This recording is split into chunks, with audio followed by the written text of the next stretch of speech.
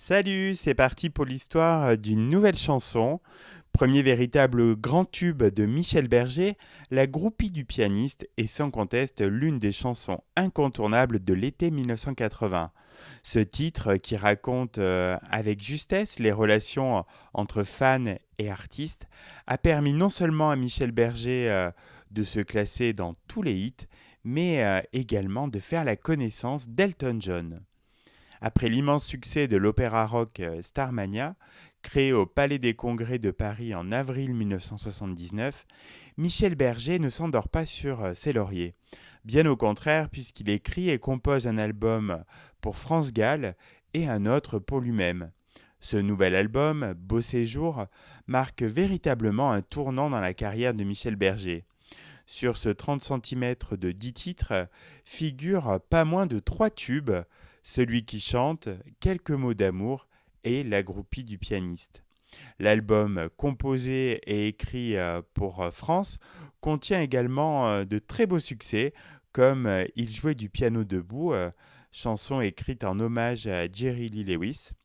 Contrairement à leur habitude, Michel Berger et France Gall sortent leur album simultanément au printemps 1980, si bien que tout l'été ils se disputent les premières places des hit-parades. Une semaine, Michel est en tête des ventes avec la groupie du pianiste, et la suivante, France Gall le dépasse avec Il jouait du piano debout.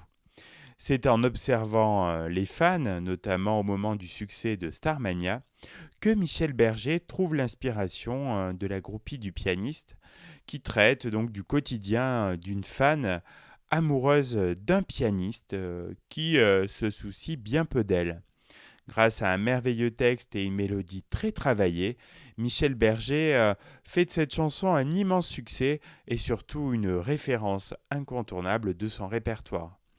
Durant l'été 1980, le son Michel Berger est, vous l'aurez compris, sur toutes les ondes, ce qui n'échappe pas à un célèbre chanteur anglais qui vise le marché français. Ce grand artiste, également pianiste talentueux, s'appelle Elton John. En cet été 1980, en France, les deux tubes qui évoquent un pianiste sont signés Michel Berger. Curieux, Elton John décide donc, grâce à Eddie Barclay, d'entrer en contact avec l'auteur-compositeur de ces tubes français. Lorsqu'il l'appelle une première fois, au début de juillet 1980, Michel Berger, croyant qu'il s'agit d'une blague, lui raccroche au nez.